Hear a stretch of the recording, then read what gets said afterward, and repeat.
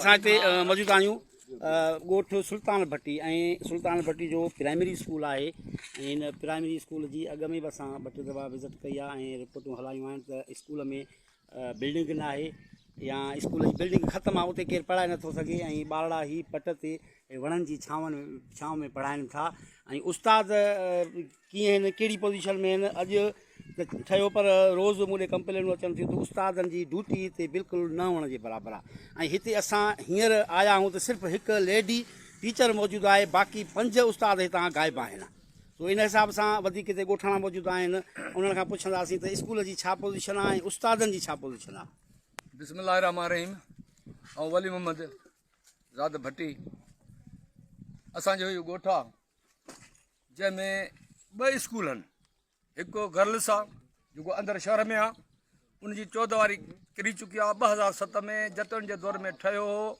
अॼु ताईं एजुकेशन खे हैंडओवर न थियो, बिल्डिंग टुटी वई।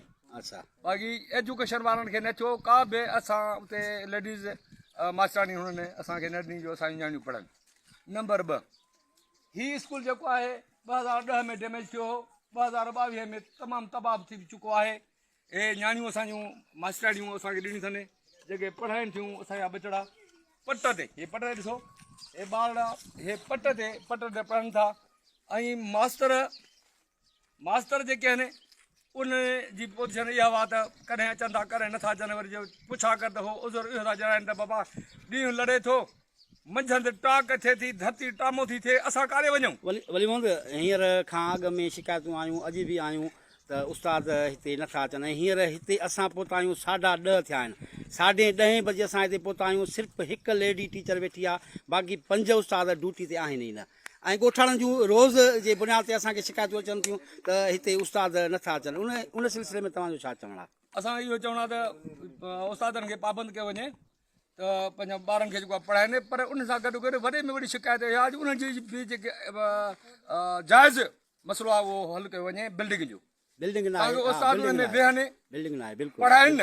हाणे धरती टामो लॻी पिया, हेॾी गर्मी, ज़ुल्म जो गर्मी आहे। हिते कीअं जेको आहे ॿार वेहनि? हीअं तव्हां ॾिसो त छा हालत आहे, ॿार वीचारा टिचकनि था पिया, पाणी जी सहूलियत कोन थिया। SMC फंड जेके आहिनि उहे बि मास्तर कढी खाई विया। तव्हांजो मुतालबो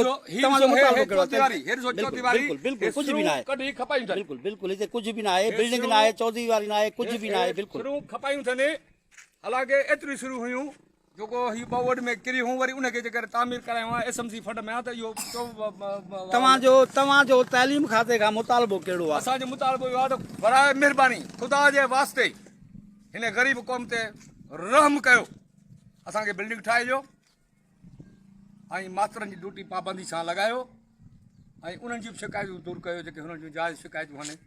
जा जॻह हुते न आहे पढ़ाइण जी, गर्मी आहे, हेॾी ज़ुल्म जी गर्मी लॻी पई आहे थी। अच्छा 4 ॾींहंनि खां पोइ मोकलूं थींदियूं, हीअ हिते गॾा लटंदा। तव्हांजो छा मुतालबो आहे, छा अपील आहे? तव्हांजे स्कूल में हींअर आया आहियूं, 5 उस्ताद कोन्हनि ऐं तव्हांजी बिल्डिंग कोन्हे, वॉशरूम कोन्हे, पाणी कोन्हे, 14 वारी कोन्हे। तव्हांजो छा मुतालबो आहे गवर्नमेंट खां? साईं असां चवणु चाहियूं था हिते सॼी बिल्डिंग कोन्हे, न को मास्टर जी सॼी शिकायत आहे, पाणी कोन्हे हिते। पाणी लाइ माण्हू सॼो ॻोठ में हुतो पी पोइ वञनि, कलाक जो पंधु अथनि, न नलको आहे न छा आहे। ॾिसो था पाण हालत सॼी। माना स्कूल में बिल्डिंग बि कोन्हे, वॉशरूम बि कोन्हे, पाणी बि कोन्हे, 14 वारी बि कोन्हे ऐं उस्तादनि जी ड्यूटी बि घटि आहे। ऐं जीअं हींअर 5 उस्ताद कयूं हलिया था नज़रदान कयूं हलिया था वञनि, 4-5 मास्तर ईंदा। उन ॻाल्हि में असांजी हिकिड़ी बि अधी अचे थी जेकी पढ़ाई वञे थी। बक़ाया ॿार पट ते ॾिसो था तव्हां वेठा आहिनि, न वॉशरूम सुखा न पाणी पीअण कोन्हे, न को। नाज़रीन, हिते असां मौजूदु हुआसीं सुल्तान भट्टी में, जिते काफ़ी सारी शिकायतूं पई मिलनि त बिल्डिंग कोन्हे, 14 वारी कोन्हे, पाणी कोन्हे, वॉशरूम कोन्हे। उनखां अलावा उस्ताद जेके आहिनि हिते ड्यूटियुनि ते नथा अचनि। उस्ताद आहिनि, टीचर आहिनि, हिकु लेडी सोबिया टीचर मौजूदु आहे, बाक़ी 2 लेडी टीचर आहिनि ऐं 3 उस्ताद आहिनि। उन्हनि मां केर बि मौजूदु न आहे। हीअ असां लाइव कवरेज तक़रीबन 10:30 बजे तव्हांजे अॻियां असां रखी आहे ऐं हिते ॻोठाणनि जा जेके हुया उन्हनि जा व्यूज़ बि तव्हांजे अॻियां रखियासीं।